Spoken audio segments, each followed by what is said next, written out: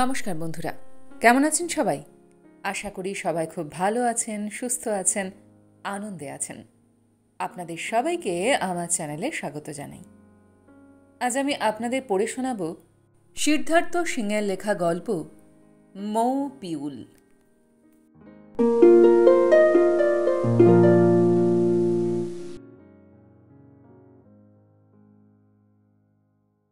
আর যুবতী বলা যাবে না মৌকে। প্রৌঢ়ত্বে পা দিয়েছেন, তাও প্রায় অনেক দিন হয়ে গেল। রেল লাইনের পাটাতনে পা ফেলে ফেলে প্ল্যাটফর্মের দিকে এগোচ্ছেন। জায়গাটা খুব নিরিবিলি, দূরে দূরে গ্রাম। শহর থেকে খুব বেশি দূরে না হলেও এই জায়গাটা এখনো গ্রামই। আর গ্রাম যখন, তখন ট্রেনও নিশ্চয়ই অনেকক্ষণ পর আসে। আসার সময় দিনের বেলাতেই 1 ঘন্টার উপর দাঁড়িয়ে থাকতে হয়েছিল। আর এখন তো রাত। অবশ্য টিকিট কাটার ঝামেলা নেই, ফেরার টিকিট একেবারেই কেটে নিয়েছিলেন তিনি। স্টেশনটাও খুব ফাঁকা ফাঁকা, লোকজন প্রায় নেই বললেই হয়। প্ল্যাটফর্মে ওঠার আগেই ওর চোখে পড়ল ওপারে একটা রাধাচূড়া। উনি মনে মনে বললেন, বাহ, রাধাচূড়া গাছটা তো ভারী সুন্দর। বহু দিন পর এরকম ফুলে ফুলে ভরা গাছ দেখলাম। যাই, গাছটার নিচে ওই বেঞ্চটায় গিয়ে বসি। উনি ধীরে ধীরে এগিয়ে গেলেন। বসতে না বসতেই মাইকে ঘোষণা। ঠিকমতো বোঝা যাচ্ছে না কি বলছে, ভীষণ নয়েজি। শুধু এইটুকু বুঝতে পারলেন কোনো ক্রসিংয়ে যেন ট্রেনটা দাঁড়িয়ে আছে। তার মানে কখন ট্রেন আসবে তার কোনো ঠিক নেই। এইরকম অভিজ্ঞতা এর আগে তার বহুবার হয়েছে। সেমিনারে যোগ দেওয়ার জন্য তাকে প্রায় এদিক ওদিক যেতে হয়। রাতও হয়, না হয় আজ একটু রাতই হবে, কেউ তো বলবার নেই। এসব তার এখন গা শোয়া হয়ে গেছে।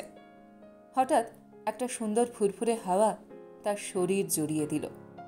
চোখ বুজে এলো তার।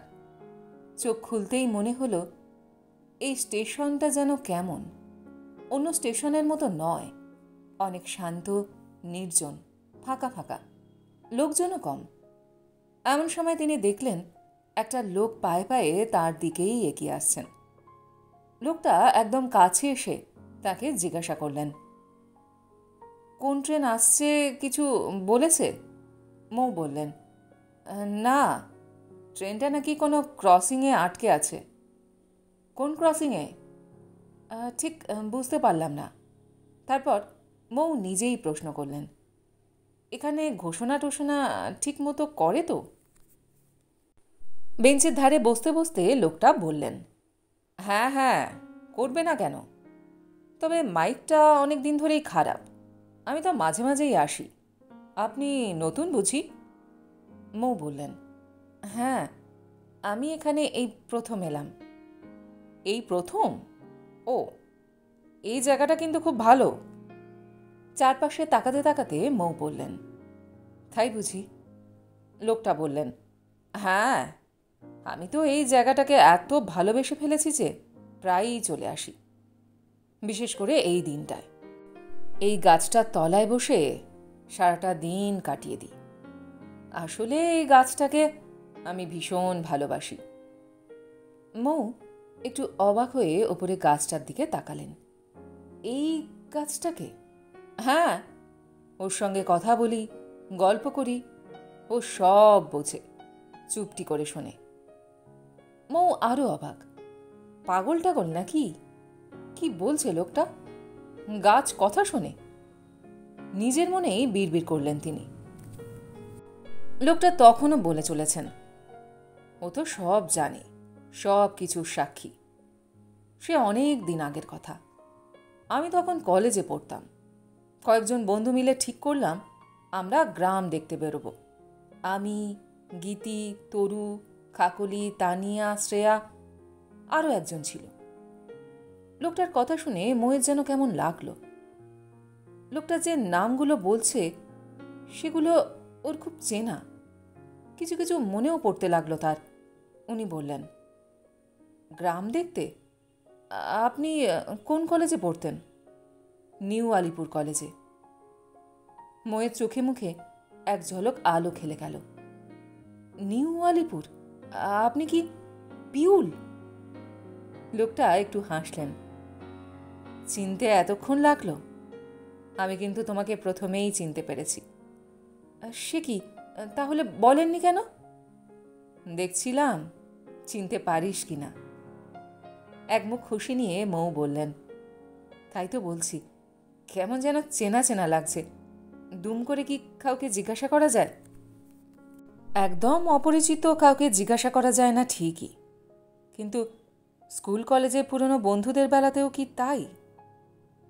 মৌ যেন একটু লজ্জা পেয়ে গেলেন। না, আসলে আপনাকে প্রথমে ঠিক। আপনি? সে কি রে, আগে তো তুই করে বলতিস, এখন হঠাৎ আপনি আগে? হামতা হামতা করে মৌ বললেন, না আসলে অনেক দিন পর তো। মৌয়ের মুখের দিকে তাকালেন পিউল। অনেক দিন পর? অনেক দিন না, লাস্ট কবে দেখা হয়েছে বলতো? সেই 1970। পিউল ওকে কথা শেষ করতে দিলেন না, তার রেশ টেনেই বললেন, 13 মার্চ, সন্ধ্যা 6:20 কি 22, দোলের ঠিক আগের দিন। মৌ একটু থমকে গেল। তোর দেখছি সব মনে আছে? পিউল বললেন, সব সব। অভিযোগের সুরে মৌ বললেন, পরদিন তো আসার কথা ছিল, বলেছিলি বিকালের দিকে আসবি। তারপর যে কোথায় হারিয়ে গেলি, কত খোঁজ করেছি, কত লোকের কাছে তোর কথা জিজ্ঞাসা করেছি, কিন্তু কেউ বলতে পারেনি। একদিন তো গীতি, তরু, কাকলি, শ্যামা, আমরা সবাই মিলে তোদের বাড়িতে গিয়েছিলাম। তোর বাবাও বলতে পারল না তুই কোথায়। পিউল ধীরে ধীরে বললেন, সেদিন তোর সঙ্গে দেখা করে বাড়ি ফেরার পথে আমাকে পুলিশে ধরল। মৌ সোজা হয়ে বসলেন। পুলিশ?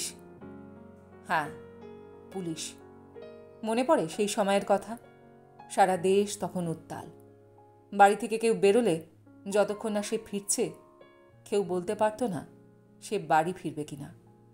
মনে পড়ছে? কিন্তু তুই তো কোনো রাজনীতি করতিস না।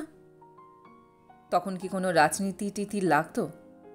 তবু ভাগ্য ভালো বলতে হবে, আমাকে ধরার খবরটা কি করে যেন বাবার কাছে পৌঁছে গিয়েছিল। না হলে তো উল্টোপাল্টা নাম থানায় লিখে মাঝরাতে শুনশান রাস্তায় নামিয়ে বলতো পালা। যেই পালাবার জন্য দৌড়াতাম, অমনি পেছন থেকে গুলি। পরে জিপে করে আশেপাশের কোনো নদী বা নালায় ফেলে দিয়ে আসতো। কেউ কিছু বললে বলতো ওরা পালাচ্ছিল, তাই গুলি করেছি। তারপর খবর পেয়ে বাবা ছুটে এসেছিলেন। তিনি একে তাকে ধরে বলে কয়ে আমাকে রেস্কিউ করে তাড়াতাড়ি শঙ্কর টি গার্ডেনে পাঠিয়ে দেন। আলিপুরদুয়ার থেকে 35 কিলোমিটার দূরে মামার বাড়িতে। একটা ফোন তো করতে পারতিস। পিউল ওর দিকে তাকালেন। কিভাবে দুটো জামা কাপড় কিডস ব্যাগে ভরে তাড়াতাড়ি ট্রেন ধরেছিলাম তা আমিই জানি। টেলিফোন ডায়েরিটা পর্যন্ত নিতে পারিনি। তাছাড়া তখনও তো আর অলিতে গলিতে দুহাত দূরে দূরে এরকম টেলিফোনের বুথ ছিল না যে যখন খুশি ফোন করব। নাকি মোবাইল ছিল বল?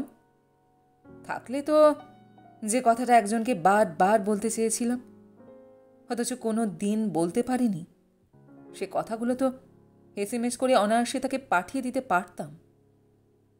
মৌ অবাক। কাকে? সে একজন ছিল। কি কথা? না, থাক, সেগুলো এখন আর বলা যাবে না, অনেক দেরি হয়ে গেছে। গলার স্বর নামিয়ে মৌ বললেন, এমনও তো হতে পারে সেই কথাগুলো শোনার জন্যই হয়তো সে এখনো মুখিয়ে আছে। পিউল ঝট করে মৌয়ের দিকে তাকালেন। এখনো? মাটির দিকে চোখ নামিয়ে মৌ মাথা নাড়ল। হ্যাঁ, একটি মাত্র শব্দ, কিন্তু সেটা শুনেই পিউলের সারা শরীরে বিদ্যুৎ খেলে গেল। তুমি বুঝতে পারতে? কেন বুঝতে পারবো না? তুমি কি কঠিন অঙ্কের চেয়েও জটিল ছিলে নাকি? কিন্তু আমি তো তোমাকে নিজের মুখে কোনোদিন কিছু কিছু কিছু কথা বলবার দরকার হয় না, বরং না বলাটাই বলার চেয়ে অনেক বেশি বলা। তুমি বুঝলে কি করে? বোঝা যায় মশাই, বোঝা যায়। তোমার মনে আছে হফ পিরিয়ডে আমরা কলেজের মাঠে বসে আড্ডা মারতাম? কোনো দিন বাচ্চাদের মতো খেলতাম, কোনো দিন রুমাল চোর, কোনো দিন অন্তাক্ষরী, আবার কোনো দিন ব্যাডমিন্টন। মনে থাকবে না আবার? তোমার হয়তো মনে নেই, আমরা একদিন কানামাছি খেলছিলাম, হঠাৎ তুমি বললে মৌ খেলবে না। আমি তো অবাক, আমি আবার কি করলাম? সেদিন সত্যি সত্যি তুমি আমাকে খেলতে নাওনি। পরদিন তোমাকে জিজ্ঞাসা করেছিলাম, কাল ওরকম করলে কেন? তুমি বলেছিলে আমাকে অন্য কেউ ছুঁক, আমি চাই না। পিউল ওর মুখের দিকে তাকিয়ে রইলেন। সে কথা তোমার মনে আছে? সব সব মনে আছে। তোমার মনে আছে তোমার ছোট বোনের জন্মদিনে আমাদের নেমন্তন্ন করেছিলে? আমাদের যেতে দেরি হচ্ছিল দেখে তুমি একটা কবিতা লিখে ফেলেছিলে। পিউল বাচ্চাদের মতো হেসে উঠলেন। হ্যাঁ, পরে সে নিয়ে কলেজে কি হাসাহাসি। কবিতাটা কিন্তু আমার এখনো মনে আছে। পিউলের চোখ দেখে ময়ের মনে হলো পিউল বুঝি ওর কথা বিশ্বাস করছে না, তাই আবৃত্তির মতো করে উনি বলতে লাগলেন সেই কবিতাটা। মৌ আজ বাড়ি আসবে, আকরা স্টেশন থেকে বারুইপুর, ও রাস্তা। তুমি নিজেকে গুটিয়ে একটু ছোট করে নাও, না হলে এতটা পথ আসতে ওর যে অনেক সময় লেগে যাবে। ও রাজহংস মেঘ, তোমার ডানা দিয়ে তুমি একটু আড়াল করে রাখো। ও কখনো ছাতা রাখে না সঙ্গে। এই ভরদুপুরে ও যদি আসে, ও কামরূপ কামাখ্যা, রক্ষা কবচ দিয়ে তুমি ওর চারিদিকে বলয় তৈরি করে দাও, যাতে কোনো কিছুই ওকে ছুঁতে না পারে। ও আজ আমার বাড়ি আসবে, ও আজ আমার বাড়ি আসবে, ও আজ আমার বাড়ি আসবে। পিউল থ হয়ে গেল। তোমার এখনো পুরোটা মনে আছে? বা আমাকে নিয়ে লিখেছ আর আমার মনে থাকবে না? তারপর আর কোনো কবিতার লেখনি? পিউল একটা দীর্ঘশ্বাস ছেড়ে বললেন, না, ওটাই আমার প্রথম, ওটাই আমার শেষ কবিতা। কেন লেখনি কেন? পিউল একটু থেমে বললেন, তুমি থাকলে হয়তো লিখতাম। আরও কি সব বলতে যাচ্ছিলেন, হঠাৎ ট্রেনের ঘোষণা ভেসে এলো। এরা দুজনেই কান পাতল। শিয়ালদহ যাবার গাড়ি আপ ক্যানিং লোকাল 2 নম্বর প্ল্যাটফর্মে আসছে। ওই যে ট্রেন আসছে। হ্যাঁ, এত দিন বাদে সত্যিই খুব ভালো লাগলো। এতদিন পরেও তোমার অনেক কিছু মনে আছে। দেখো, অনেক কিছু নয়, সব সব। পিউল বললেন, না, সব বোধহয় নয়। মৌ মুচকি হেসে বললেন, যেমন? এই যে একটু আগে তুমি বললে এই স্টেশনে তুমি এই প্রথম এলে। হ্যাঁ, ঠিকই তো। এর আগে কই? না তো। না, এটা বোধহয় ঠিক নয়। কেন? মনে করে দেখো, কলেজ থেকে দল বেঁধে আমরা একবার গ্রাম দেখতে বেরিয়েছিলাম, মনে আছে? হ্যাঁ, কোন স্টেশনে নেমেছিলাম নামটা মনে আছে? না, নামটা মনে নেই। সেই কবেকার কথা, কেন বলো তো? এটা সেই স্টেশন। মৌ আকাশ থেকে পড়লেন। না না, সেটা তো কেমন ছিল যেন, মাটির প্ল্যাটফর্ম, একদম নির্জন, চারিদিকে শুধু ধান ক্ষেত, আশেপাশে কোনো বাড়িঘর ছিল না। হ্যাঁ, তুমি ঠিকই বলছো, তখন ওরকমই ছিল, কিন্তু এর মধ্যে অনেকগুলো বছর পেরিয়ে গেছে, খেয়াল আছে? মৌ দাঁড়িয়ে এদিক ওদিক দেখতে লাগলেন। এটা সেই স্টেশন। হ্যাঁ, এটা সেই স্টেশন। তোমার মনে আছে ফেরার সময় রাহুল একটা ইটের টুকরো দিয়ে কার বাড়িতে মাটির দেওয়ালে নিজের নাম আর তারিখ লিখে দিয়েছিল? সেটা দেখে মৌ লাফিয়ে উঠলেন। হ্যাঁ হ্যাঁ, তুমি বলেছিলে বৃষ্টি হলেই ওটা মুছে যাবে। সত্যি, যদি কোনো চিহ্ন রেখে যেতে চাস তাহলে এমন কিছু একটা কর যেটা 50 বছর পরেও থাকবে। বলি, তুমি একটা চারা কোথা থেকে এনে প্ল্যাটফর্মের পাশে লাগিয়ে দিয়েছিলে। ওটা ছিল কৃষ্ণচূড়া।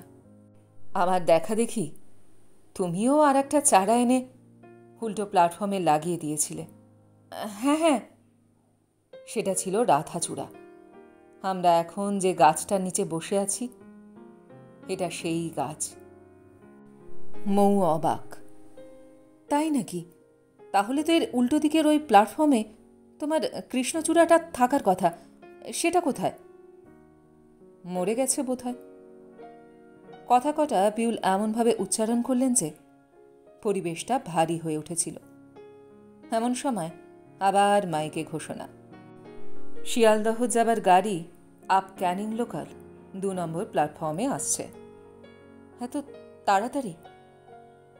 পিউল জানতে চাইলেন। তুমি কোথায় যাবে?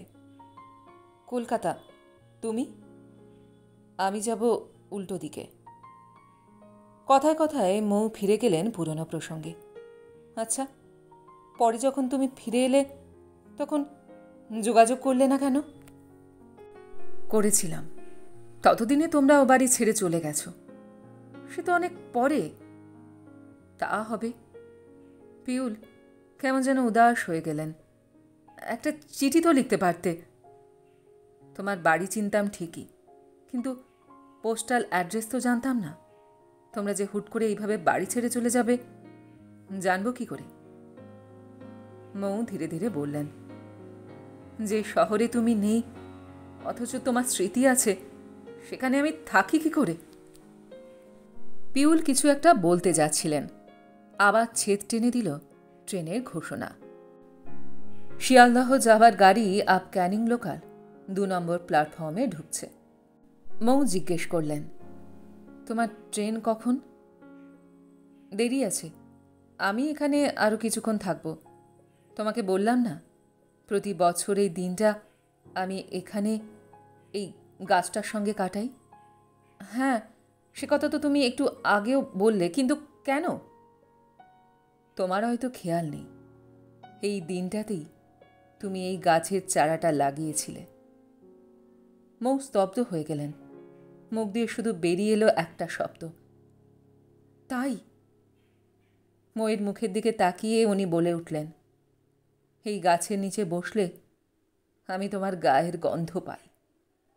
মনে হয় তুমি আমার কাছেই আছো। মৌয়ের চোখ ছলছল করে উঠল। এ কি বলছো তুমি? পিউল আর চুপ করে থাকতে পারলেন না। বললেন, যে কথা কোনো দিন বলতে পারিনি। বাকি কথা শুনতে পেল না মৌ। ট্রেন ঢুকে পড়ল স্টেশনে। সেদিকে তাকিয়ে পিউল বললেন, ওই যে তোমার ট্রেন এসে গেছে। মৌয়ের হঠাৎ খেয়াল হলো ওর সঙ্গে যোগাযোগের ওর কাছে কিছুই নেই, না ঠিকানা না কোনো ফোন নম্বর। তাই মৌ বললেন, তোমার ফোন নাম্বারটা দেবে?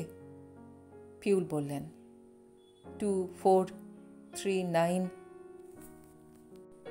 কাঁধের শান্তিনিকেতনী ঝোলা ব্যাগ থেকে পেন আর খাতা বার করতে যাচ্ছিলেন মৌ। কিন্তু বার করবেন কি? ট্রেনটা যে এক্ষুনি ছেড়ে দেবে। পিউল বললেন, উঠে পড়ো উঠে পড়ো, এরপর আর কোনো ট্রেন নেই, এটাই লাস্ট ট্রেন। ট্রেনের কামরায় পা রেখে নিজেকে সামলাতে সামলাতে মৌ বললেন, তোমার নাম্বারটা? পিউল আবার বললেন, 2439। মৌ তার খাতায় লিখতে যাচ্ছিলেন, কিন্তু ট্রেন ছেড়ে দিল। দরজার সামনে ওভাবে দাঁড়িয়ে লিখতে গেলে যে কোনো সময় হাত ফসকে পড়ে যেতে পারেন। তাই ট্রেনের সঙ্গে বড় বড় পা ফেলে হাঁটতে হাঁটতে পিউল বললেন, ভেতরে ঢোকো, ভেতরে ঢোকো। মৌ বললেন, শুনতে পাচ্ছি না, জোরে বলো, জোরে। পিউল আরও জোরে জোরে বলতে লাগলেন, 2439, মনে থাকবে? 2439, লেখো লেখো, 2439। মৌ যে কামরাটায় উঠেছিলেন সেই কামরাটা প্ল্যাটফর্ম ছেড়ে বেরিয়ে গেল। ওর আর বলা হলো না তার বাড়ির ল্যান্ড নম্বরের বাকি সংখ্যাগুলো। ঠায় তাকিয়ে রইলেন চলে যাওয়া ট্রেনটার দিকে।